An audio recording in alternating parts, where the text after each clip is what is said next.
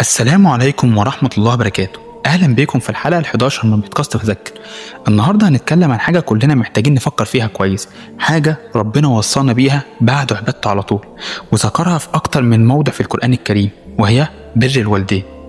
وقبل ما نبدأ، لو استفدت ما تنساش اللايك والشير عشان البودكاست يوصل لغيرك، فالدال على الخير كفاعله. صلوا على النبي عليه أفضل الصلاة والسلام. تعالوا نسأل نفسنا سؤال كده، احنا فعلا بنبر والدينا؟ بنحاول نرضيهم ولا بنستسهل ونقول انا مشغول هكلمهم بعدين، اكيد هم عارفين اني بحبهم؟ للاسف ساعات بنفكر ان البر مجرد كلام لطيف، لكن الحقيقه انها افعال وتصرفات صغيره بتفرق جدا في حياتهم وفي اخرتنا. طيب ايه هو بر الوالدين؟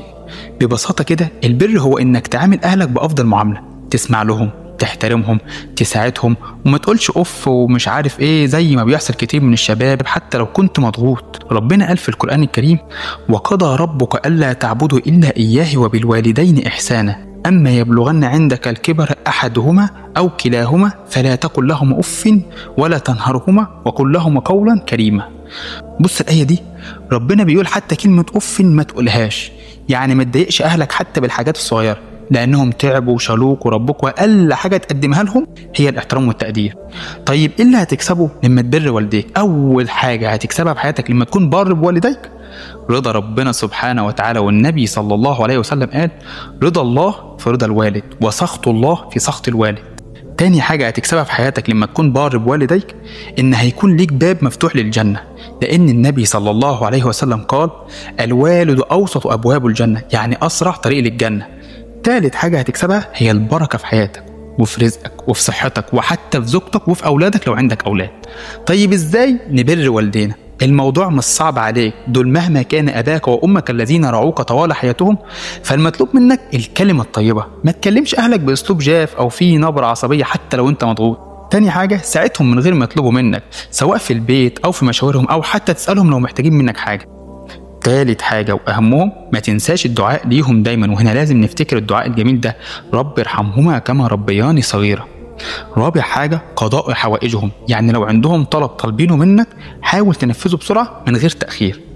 خامس حاجة، لو مش عايشين ما تنساش تدعي لهم وتتصدق عنهم، لأن ده من أعظم الأعمال لبر والديك بعد وفاتهم. تعال احكي لكم قصة عن بر الوالدين، وهي القصة الشهيرة لسيدنا اسماعيل ووالده سيدنا ابراهيم، واحدة من اعظم القصص اللي بتجسد معنى بر الوالدين، وهي قصة سيدنا اسماعيل عليه السلام مع والده سيدنا ابراهيم عليه السلام. لما سيدنا ابراهيم جاله الامر من ربنا انه يبني الكعبة، كان محتاج حد يساعده، ومفيش حد اقرب ليه من ابنه اسماعيل. تخيل معايا سيدنا اسماعيل وهو شاب صغير، كان ممكن يرفض او يقول ده شغل تقيل، لكن كان بار بوالده جدا وما ترددش لحظة. فضلوا يرفعوا قواعد الكعبة مع بعض، واسماعيل يساعد ابوه بكل حب وطاعة، ويدعي معاه ويقول: ربنا تقبل منا انك انت السميع العليم.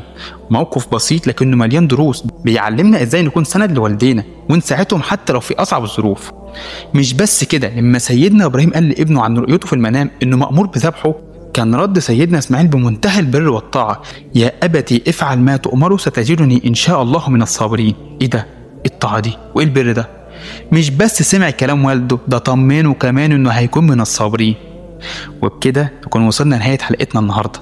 عايز اقول لك بر والديك النهاردة، ما تأجلش، روح كلمهم، اسأل عليهم، حاول تراضيهم، لان اليوم اللي هيغيبوا فيه هتتمنى لو يرجعوا لو دقيقة واحدة بس عشان تعوض اللي فات وانت بعيد عنهم. ربنا يجعلنا وإياكم جميعا من البارين بوالدينا، ويجعلهم سبب في دخولنا الجنة. أشوفكم في الحلقة الجاية بإذن الله تعالى. كان معكم أحمد رفعت من بودكاست فذكر، والسلام عليكم ورحمة الله وبركاته.